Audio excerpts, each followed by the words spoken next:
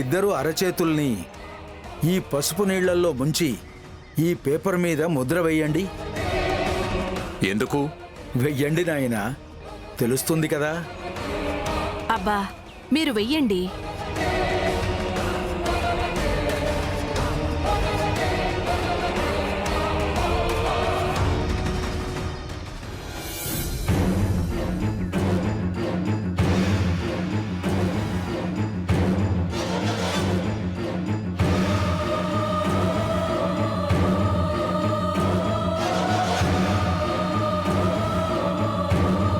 ఓం నమ శివాయ. ఓం తత్సత్.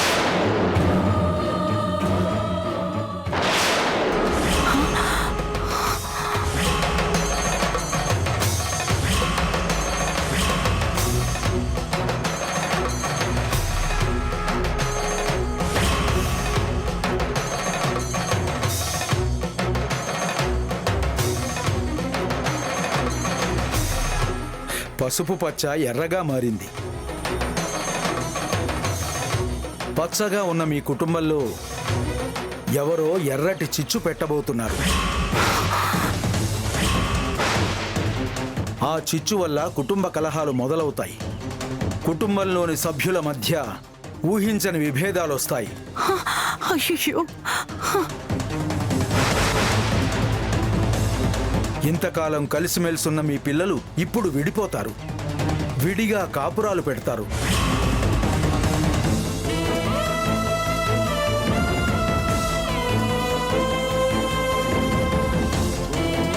ఉమ్మడి కుటుంబంగా ఉన్న మీ కుటుంబం విడివిడి కుటుంబాలుగా మారబోతోంది. నో, నేను నమ్మను. నా పిల్లలు ఎప్పటికీ విడిపోరు. పిల్లలు విడిపోతారని చెప్పి మమ్మల్ని భయపెట్టి శాంతులు, పూజలు, హోమాలు అంటూ మా దగ్గర డబ్బులు గుంజాలని చూస్తున్నారా? వినాశకాలే విపరీత బుద్ధి. వినాశకాలం దాపురించినప్పుడు ఇలా బుద్ధి విపరీతంగా మారి మంచి చెప్పినా వినిపించుకోలేరు నాయనా. ఏమండి, ఏంటి ఏంటి ఇలా మాట్లాడుతున్నారు? స్వామీజీ మన మంచి కోరే కదా చెప్తుంది. దయచేసి మీరేం మాట్లాడకండి ప్లీజ్. నా కోసం ఏం మాట్లాడొద్దు ప్లీజ్. వసంత, ఇలాంటివి నేను నమ్మను, నమ్మలేను. నీకంతగా నమ్మకం ఉంటే ఆయన చెప్పే హరికథలు వినేసిరా. నేను బయట వెయిట్ చేస్తాను. ఏమండి, ఏమండి? స్వామి, ఆయన మాటలేం పట్టించుకోకండి. దయచేసి ఆయన్ని క్షమించండి స్వామి. నా దగ్గరికి నీలాంటి భక్తులే కాదమ్మా, అలాంటి అభక్తులు కూడా వస్తారు. మేము పట్టించుకోము. నువ్వు నన్ను నమ్ముతున్నావు కాబట్టి నీ సమస్యను పరిష్కరించడం నా బాధ్యత.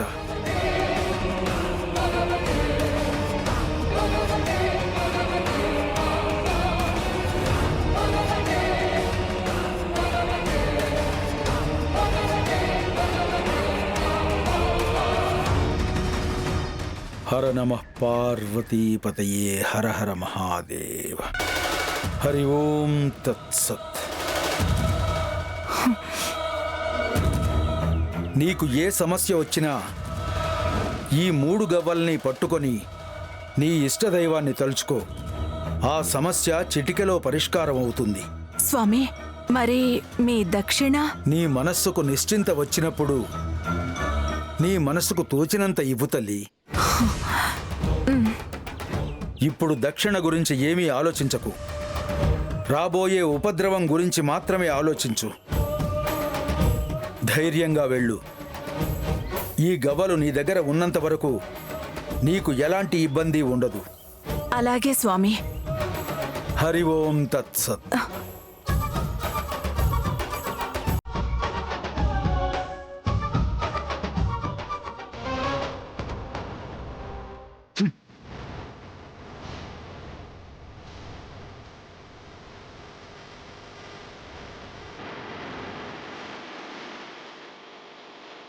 ఏంటండి ఇది? స్వామీజీతో అలాగేనా మాట్లాడేది? స్వామీజీలతో అలా మాట్లాడకూడదు, కానీ ఇలాంటి దొంగ స్వామీజీలతో మాత్రం అలాగే మాట్లాడాలి. చచ్చా, ఆయన దొంగ స్వామీజీ కాదండి. అలా అంటే కళ్ళు పోతాయి. అలా అనకపోతే మీలాంటి వాళ్ళందరికీ కళ్ళు మూసుకుపోతాయి. వాళ్ళు చెప్పే కట్టుకథలన్నీ నమ్మి వాళ్ళు అడిగినంత డబ్బులు సమర్పించుకుంటారు. ఇదంతా ఒక వ్యాపారం వసంత, అర్థం చేసుకో. అలా వ్యాపారాలు చేసేవాళ్ళు ఉంటే ఉండొచ్చండి. కానీ ఈ స్వామీజీ మాత్రం అలాంటి వాడు కాదు. నమ్మొచ్చు. చూడు, నేను నమ్మను. కానీ నేను నమ్ముతాను. అతను మన కుటుంబం గురించి చెప్పినవన్నీ నిజాలే. ముఖ్యంగా అఖిల్ జీవితంలో జరిగిన సంఘటనలన్నీ కళ్లకు కట్టినట్టుగా కరెక్ట్గా చెప్పాడు. అందుకే నాకు ఆ స్వామీజీ మీద నమ్మకం కలిగింది. ఇప్పుడు ఆయన చెప్పినట్టు పిల్లల మధ్య గొడవలు వస్తాయేమోనని భయంగా ఉంది. భయపడకు వసంత, అనవసరంగా భయపడకు. ఇలాంటి వాళ్ళ మాటలు నమ్మితే అనవసరంగా భయాన్ని కొని తెచ్చుకున్నట్టు అవుతుంది తెలుసా? అయినా ఆ బ్రహ్మదేవుడు మన నుదుటి మీద ఏం రాశాడో అదే జరుగుతుంది తప్ప ఇలాంటి దొంగ స్వాములు చెప్పింది ఏది జరగదు. అనవసరంగా ఆ స్వామీజీ చెప్పిన మాటలు నమ్మి మనస్సు ఆరోగ్యం పాడు చేసుకోవద్దు. పద.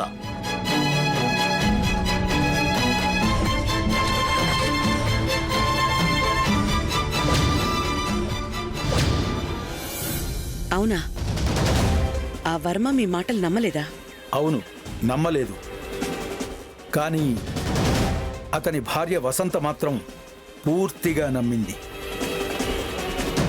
కొడుకులు ఎక్కడ విడిపోతారో అని చెప్పి తెగ కలవరపడిపోతోంది వసంత. నేను గవ్వలు మంత్రించి ఇవ్వగానే అవి తీసుకొని బిక్కు బిక్కుమంటూ వెళ్ళిపోయింది. నేను చెయ్యాల్సింది నేను చేశాను. ఇక నువ్వు చెయ్యాల్సింది చూసుకో. అలాగే స్వామి, వసంత సంగతి నేను చూసుకుంటాను. నా సంగతి కూడా చూసుకో మరి. మీ సంగతేంటి స్వామి? ఇప్పుడు నీకు ఫోన్ చెయ్యకముందు నీ పేరు చెప్పి 3 గవ్వలు వేశాను. 3 సార్లు 3 ఒకట్లు పడింది.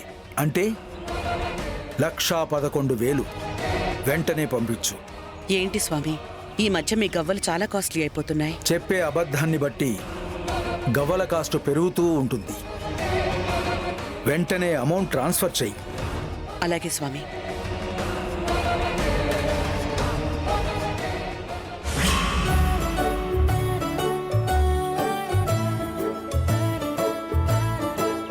మమ్మీ మమ్మీ సంక్రాంతి హాలిడేస్ కి మనం విలేజ్ కి వెళ్తున్నాం.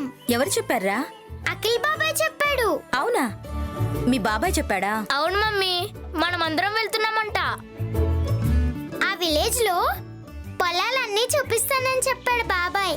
అయితే సంక్రాంతి హాలిడేస్ కి మీరు బాగా ఎంజాయ్ చేయొచ్చు. బాగా చెప్పావు వైదేహి. పిల్లల్ని అప్పుడప్పుడు అలా తీసుకెళ్తూ ఉంటే బాగా ఎంజాయ్ చేస్తూ ఉంటారు. పిల్లలేంటి మమ్మీ, పెద్దవాళ్ళైనా కూడా అప్పుడప్పుడు ఇలా హాలిడేస్కి వెళ్తూ ఉంటే ఎంజాయ్ చేయరా ఏంటి? చేస్తారనుకో, పెద్దవాళ్ళు కూడా బాగానే ఎంజాయ్ చేస్తారు. కానీ అందరికీ అలా అదృష్టం ఉండదు. ఇప్పుడు మనమే ఉన్నాం. మనం రమ్మని ఎవరు పిలుస్తారు? మనం ఎక్కడికి వెళ్తాం? మనం ఏం ఎంజాయ్ చేస్తాం? దేనికైనా పెట్టి పుట్టాలి. అదేంటి పిన్ని గారు అలా అంటారు? కావాలనుకుంటే మీరు కూడా మాతో పాటు రావచ్చు కదా. మిమ్మల్ని ఎవరొద్దంటారు? ఎవరు వద్దనరనుకో. మేము వస్తామంటే అన్నయ్య గారు వదిన ఏమీ అనుకోరు. కానీ రమ్మని ఎవరు పిలవకుండా మేము రావటం పిలవని పేరంటానికి వెళ్ళినట్టుంటుందేమోనని. మనలో మనకి అలాంటివేంటి పిన్ని గారు? మీరు మా అత్తయ్య గారికి దూరపు బంధువే అయినా మిమ్మల్ని సొంత ఆడపడుచుని చూసినట్లు చూస్తుంది కదా మా అత్తయ్య. అవునవును. ఇంట్లో అల్లుడికి ఎంత స్వతంత్రం ఉంటుందో ఆడపడుచుకి అంతే స్వతంత్రం ఉంటుంది. మీరు ఇంటికి ఎప్పుడైనా రావచ్చు, మాతో పాటు ఎక్కడికైనా రావచ్చు. కానీ మీరు ఫీల్ అవుతున్నారు కాబట్టి ఈ ఇంటి కోడలుగా నేను మిమ్మల్ని పిలుస్తాను. మీరు కూడా మాతో పాటు ఆ విలేజ్కి రండి. అందరం సరదాగా గడిపొద్దాం. అయ్యో నువ్వు అంతలా చెప్పాలా అమ్మా? నేనేదో మాట వరుస కన్నాను. నువ్వు పిలవకపోయినా మేము రావాలనుకుంటే వస్తాం కదా. ఇప్పుడు నువ్వు పిలిచావు కాబట్టి ఖచ్చితంగా వస్తావు. శ్యామా, శ్యామా, శ్యామా, నీకో శుభవార్త. మీ తోడుకోళ్ళు మీతో పాటు మమ్మల్ని ఊరికి రమ్మని పిలిచింది.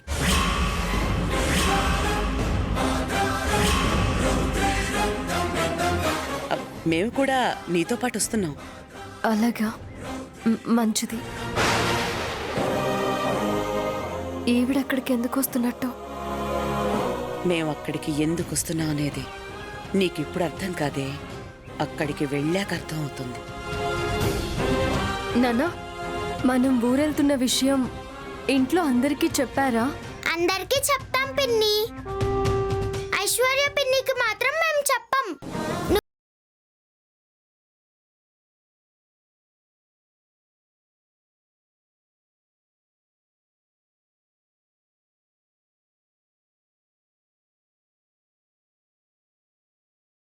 మిగతా వాళ్ళకి చెప్తాం. ఎందుకో పాపం ఐశ్వర్య అంటే పిల్లలకంత భయం. పిల్లలకి ఎవరో ఒకరు భయం ఉండాలి కదా పిన్ని గారు, లేకపోతే అస్సలు మాట వినరు. ఓకే, నేను నెక్స్ట్ వీక్ కలుస్తాను. ఇప్పుడు నేను కొంచెం బిజీగా ఉన్నాను, తర్వాత మాట్లాడతాను. అక్క, అక్క, ఏంటి? సంక్రాంతి పండుగకి అందరం మన పల్లెటూరుకి వెళ్దామని అంటున్నారక్క. ఎవరన్నారు? మామయ్య గారు అన్నారు. మీ మరిది గారు కూడా చెప్పారు. అయితే నన్నేం చేయమంటావు? నువ్వు కూడా ప్రయాణానికి ఏర్పాట్లు చేసుకుంటావని. ఏంటి ఏర్పాట్లు చేసుకునేది? అదో పెద్ద ప్రయాణం, దానికి ఏర్పాట్లు చేసుకోవడం.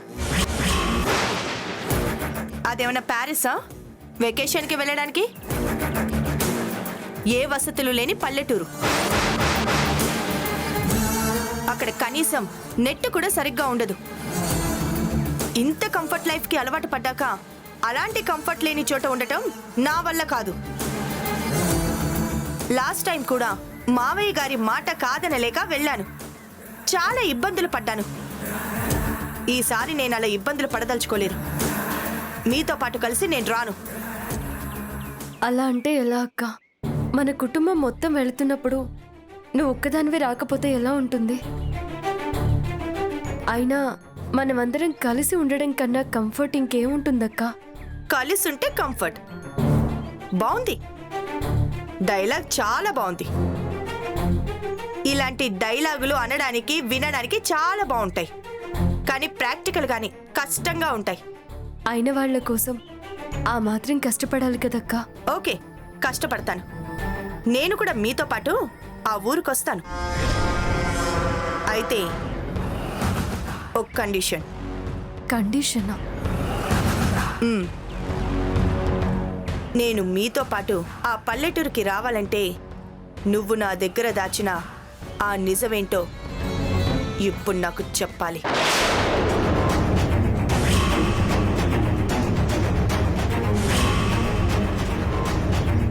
గురువమ్మకి నీకు మావయ్య గారికి మధ్య ఉన్న ఆ రహస్యమేంటో నాకు చెప్పాలి. క్రిస్మస్ పార్టీ రోజు నువ్వు అఖిల్ బాబుకి చెప్పాలనుకున్న ఆ నిజమేంటో నాకు చెప్పాలి.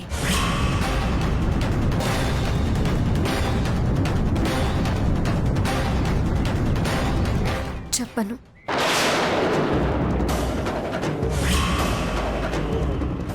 చెప్పలేను.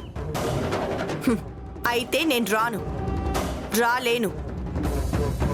నేను అడిగిన పని నువ్వు చేయనప్పుడు నువ్వు అడిగిన పని నేనెందుకు చేస్తాను?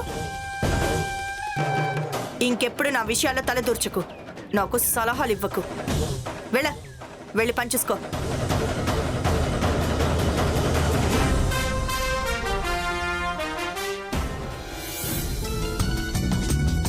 అవునవును, సంక్రాంతి పండక్కి మా ఫ్యామిలీ అందరం మన ఊరు వస్తున్నాం. అందరం సరదాగా అక్కడ కలుద్దాం. Okay, bye.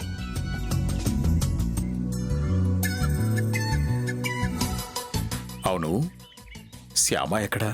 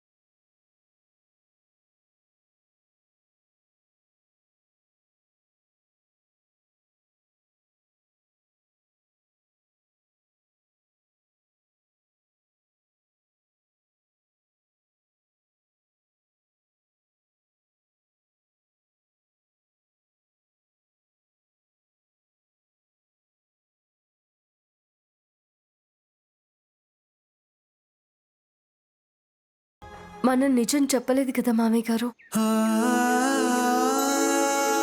అది గుర్తొచ్చినప్పుడల్లా మనసుకి బాధగా ఉంటుంది. ఎక్కువ కాలం ఈ బాధని నేను భరించలేనేమో అనిపిస్తుంది మామయ్య గారు. వీలైనంత తొందరలోనే ఆయనకి నిజం చెప్పాలి. లేకపోతే నాకు మనశ్శాంతి ఉండేలా లేదు. ఆ కన్నయ్య ఎప్పుడు కరుణిస్తాడో, మనం ఎప్పుడు అఖిల్ బాబుకి నిజం చెప్తామో నాకు అర్థం కావడం లేదు. వస్తుందమ్మా, ఆ రోజు తొందరలోనే వస్తుంది. సంక్రాంతి పండక్కి ఊరెళ్తున్నాం కదా, అక్కడ పంట పూజ కార్యక్రమం పూర్తి చేసుకొని మనం తిరిగొచ్చే లోపల వీలు చూసుకొని అఖిల్ బాబుకి నిజం చెప్పేద్దాం. ఇంకా ఈ విషయం గురించి నువ్వేం టెన్షన్ పడకు. పండగ ఏర్పాట్లు చూసుకో. అలాగే మామయ్య గారు. ఇంతకీ నువ్వు ఊరెళ్ళడానికి లగేజ్ సర్దుకున్నావా లేదా? లేదు మామయ్య గారు. ఇంకా సర్దుకోలేదా? వెళ్ళమ్మా, వెళ్ళి తొందరగా సర్దుకో. అలాగే మామయ్య గారు. మీ అత్తయ్య గారిని కూడా లగేజ్ సర్దుకోమని చెప్పు. చెప్తాను మామయ్య గారు.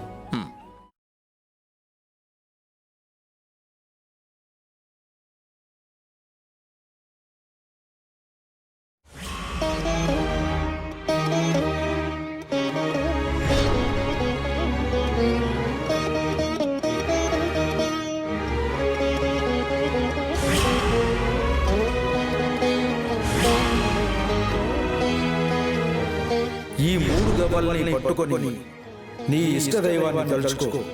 ఆ సమస్య చిటికెలో పరిష్కారం అవుతుంది.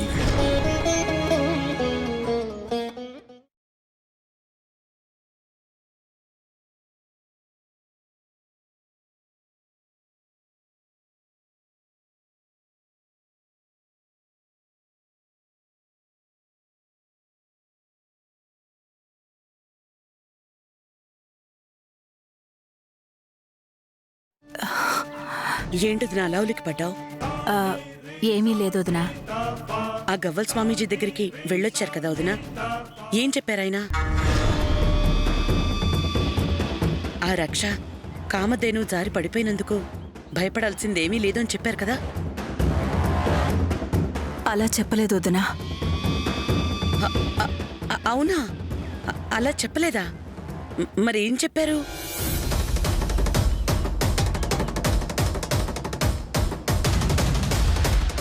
పచ్చగా ఉన్న మీ కుటుంబంలో ఎవరో ఎర్రటి చిచ్చు పెట్టబోతున్నారు. ఆ చిచ్చు వల్ల కుటుంబ కలహాలు మొదలవుతాయి.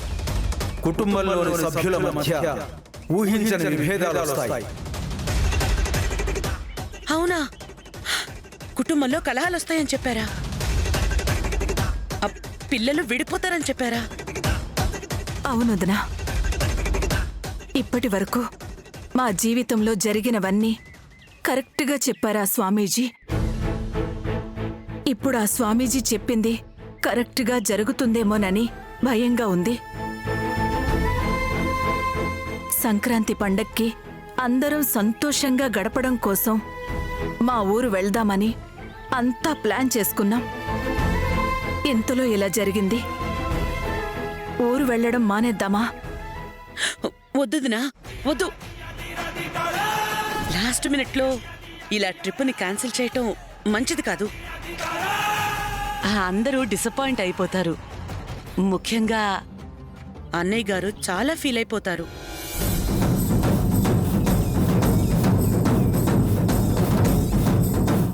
అయినా మనకి కీడు జరగాలనుంటే మనం ఈ ఊళ్ళో ఉన్నా జరుగుతుంది, ఆ ఊళ్ళో ఉన్నా జరుగుతుంది.